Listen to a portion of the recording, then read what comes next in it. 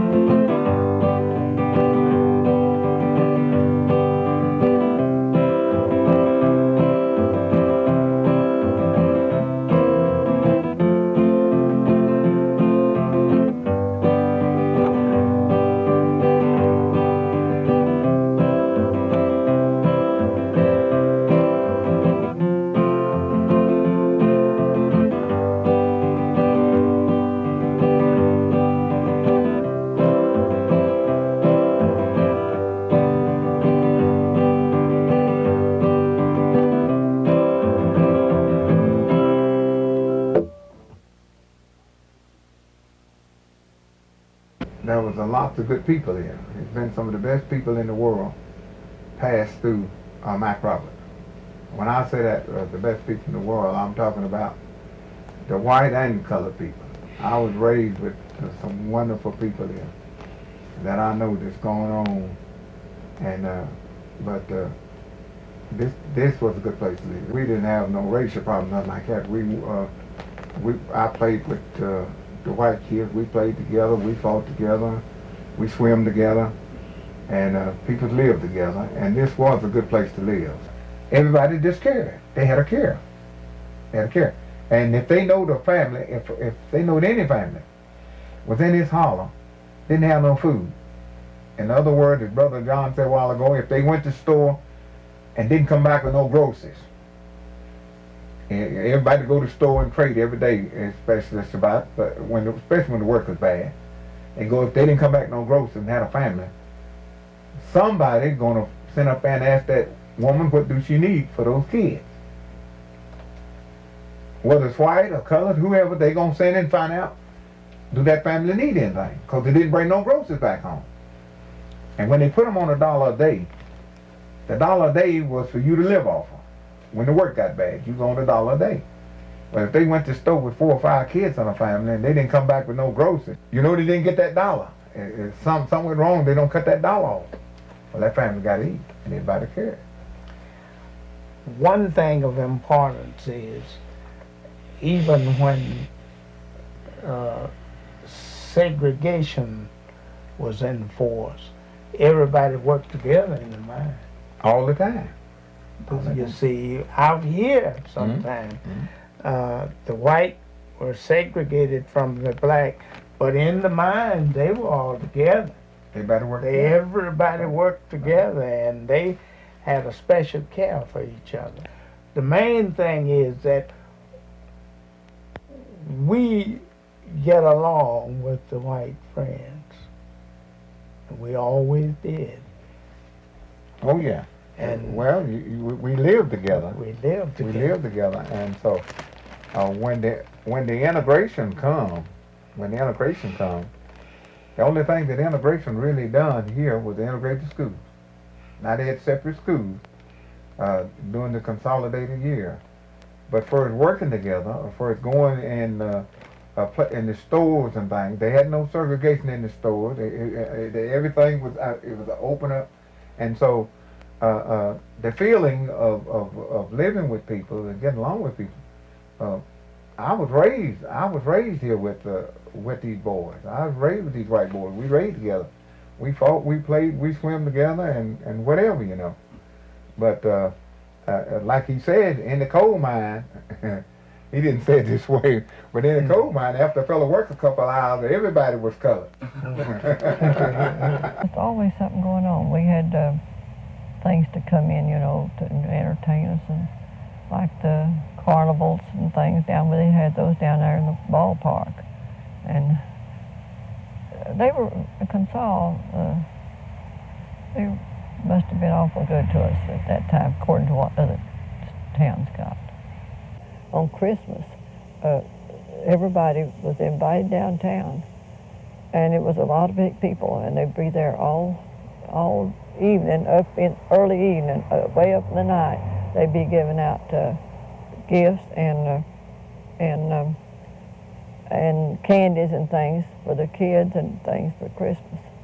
They were good people, and always you got a big ham or something for Christmas for them. They seemed like they had a feeling for people more. Most of these others looked for that dollar. You had to be clean. You had to keep trash away from your house, around the house. They run people out of town. They make them move. They come one time if they weren't keeping around their premises clean, and second time they come, they let you go. If they didn't clean up, you got out.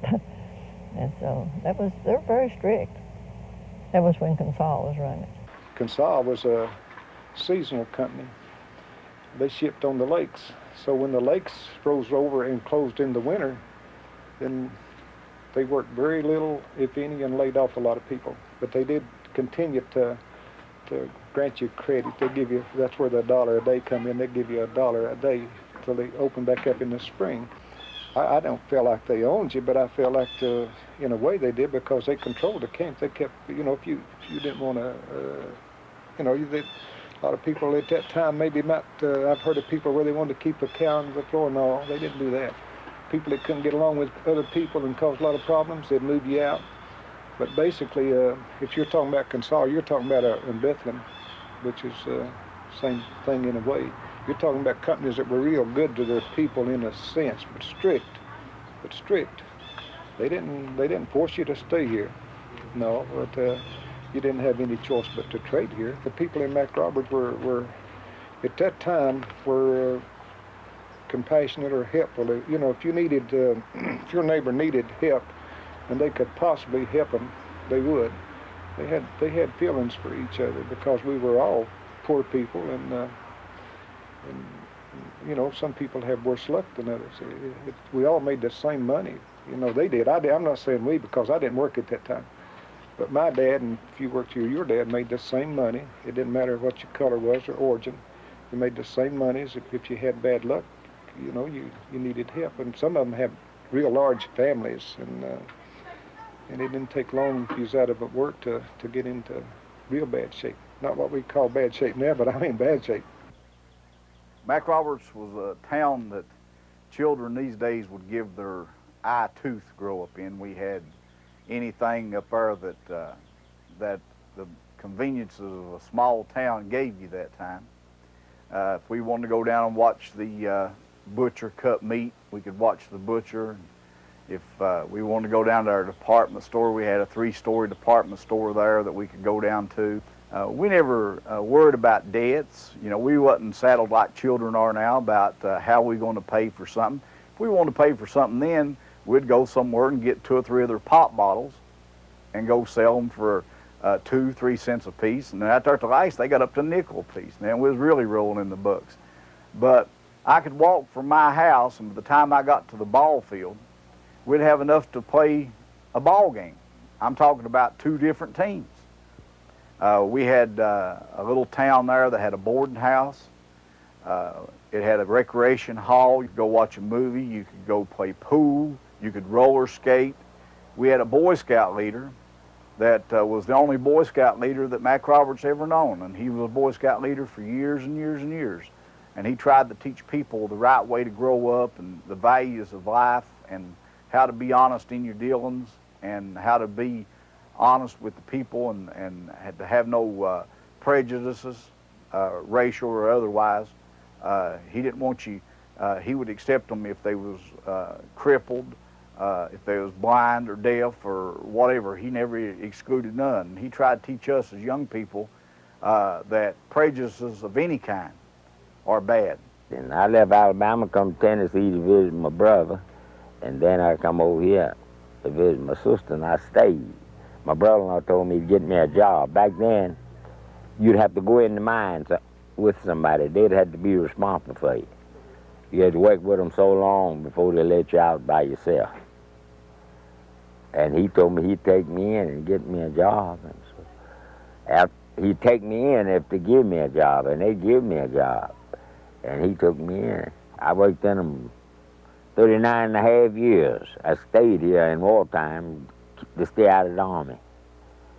Yeah, all the boys left, they drafted them in the Army. And the governor taking the mines over. And all of them left and went upstate to higher paid jobs. They drafted them, sent them to the Army. I used to catch. We had a good ball team here. They see if you could play ball then, the manager could get you a job outside. You didn't have to go on the ground if you stayed here and played ball. But you'd have to work, though. You know, they'd give you an outside job. From New York and Pennsylvania, there were a trainload of people that came in here, and some were Russian, some were Hungarian, some were Polish, and because they couldn't understand their language or what they were saying, there was misunderstanding with them and maybe a little prejudice toward them. But growing up in McRoberts was more or less like one big family to me. The neighbors were so close, living in a double house with you, and you knew everybody on the street where you lived. So many people had to leave during World War II to get work. And so they'd come home and they'd say, well, how is so-and-so doing? Have you seen them lately? And I'd love to see them. And so they said, why don't you start a McRoberts reunion? And so I said, okay, we'll do it. So we set a date, and that was the first reunion, August 1970. We're on our way to McRoberts, a Kentucky coal mining town. We're headed for the reunion where old friends can still be found.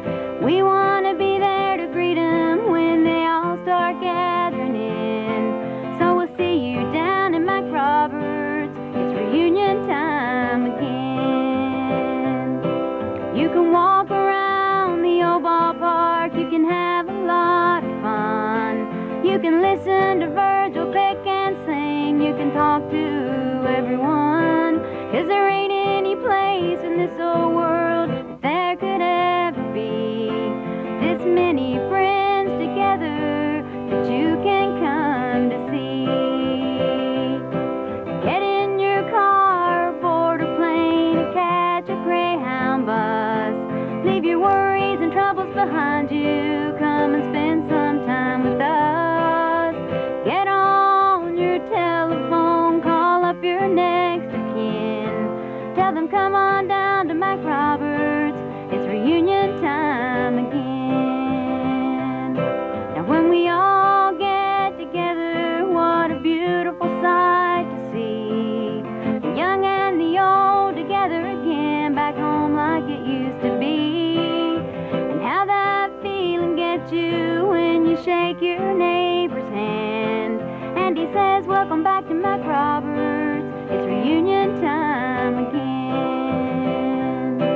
And he says, welcome back to McRoberts. It's reunion time again. Everybody meets. And when you walk up on somebody that know you, they grab you and hug you and kiss you and say, "My, it's been a long time since I met." Then they have a dance, and I get out there and dance with every one of them. And it's very, very good. I know just about everybody lived here and left. And when they come back, they know me. It was just a nice place to live. I guess that's the reason I come back here and retire. If you got sick, you had to go through the mines to get to Jenkins Hospital. And down here at the foot of the hill, this trailer sitting there was a huge repair shop for the machinery. Over on that side of the hill was a mine, and it come out at Dunham. And if you got sick, they'd bring you down here to this repair shop, and they kept a motor car mining at the Hall of Coal. But they kept one reserved for that, and it was painted white. On the side of it had a big red cross and a pair of stretchers on that. They put you out of that ambulance. Well, it was an ambulance and hearse combined. They'd put you in that and bring you down here, put you on that car, on that stretcher, take you through that mines. And another one would meet you at Jenkins and take you on to Jenkins Hospital. They had what they called a pest house. And it was up in the head of Shopping Branch, and it was a 2-story double house, a dwelling. But they made just like a little clinic out of it. And if any kind of a contagious disease broke out in town, they took you up there. About everybody in town after supper, everybody gathered at the rec. The young and the old and all. On Saturday nights, they'd usually have the town policeman would chaperone it. They'd have a dance.